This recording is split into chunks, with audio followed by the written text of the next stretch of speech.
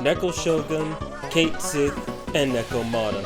A trio of cats who are nothing more than a stepping stone or a worthless fusion on the surface. In practice, all three of them make up your typical RPG party. Nekomata is prepped for physical damage, force damage, and ailments. Cait Sith is a mix of healing with elect proficiency, and Neko Shogun has support and healing. All three of these demons have Paw to Paw as their innate skill. This gives them a 20% boost to damage when another ally in the party has the ability. It does not stack if there are more than 2 allies with Paw to Paw.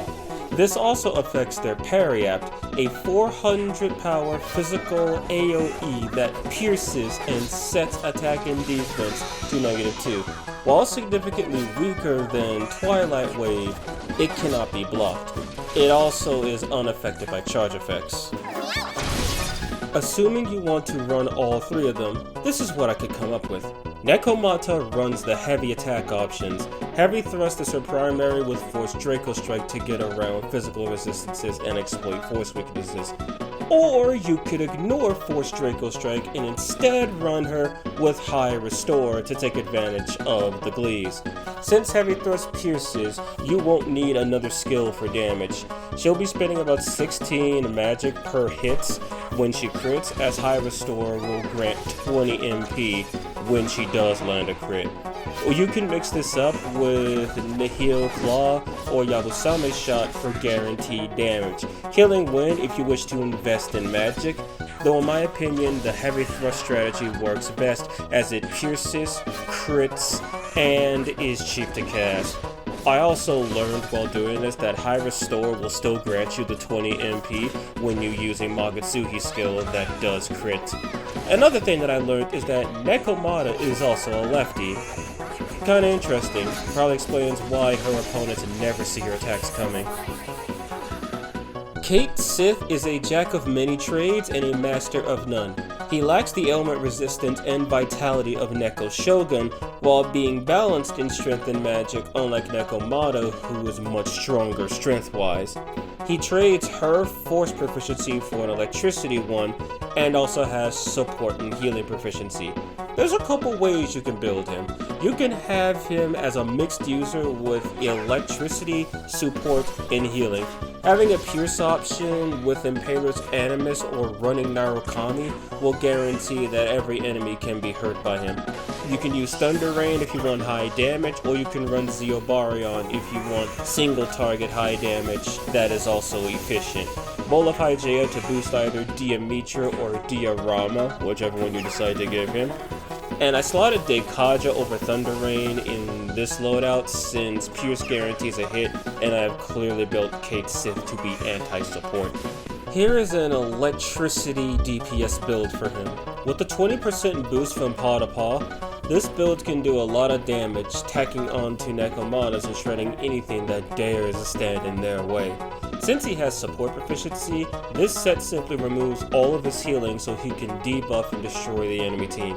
Concentrate grants him an 80% attack boost over doing a magic piece 60%, so he can exist in any party that needs an electric user who also can debuff and remove buffs. Neko Shogun has no attack proficiencies, so he must be used for support and healing, right? Why yes, and he is very good at it. He resists Mirage, Confuse, and Poison.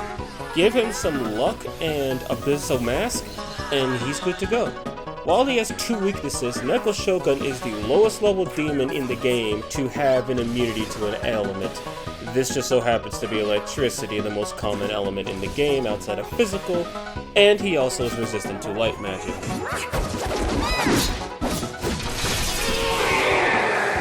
This is how I built him. As a support user and healer, he has no need for attacks. Farkugel EX is all he'll need if you need him to do damage on his turn. As he resists most ailments, Mepatra is a good fit for him. I chose Media Rahan because I wanted buffing skills for the others. Abyssal Mass to further reduce ailment rates against him. You could also replace this with Dekunda, so you could have both a Dekaja and Dekunda party member active at all times if you choose to run these three. The Dornums because a turn wasted on charge or concentrate and their respective gems is a turn not attacking. Plus, Nekomata has no support proficiency, so it would be much more efficient for him to buff her on his action so she can go and deal heavy damage the next time she goes. I can't lie, I had fun playing with these three. I had way more footage recorded than what was necessary for this episode, and I also had quite a few laughs watching Nekomata slap the HP off of physical immune enemies. I wonder, what's the next demon I'm going to do for this list? Because these low-level demons are going to be quite interesting. My aim is true.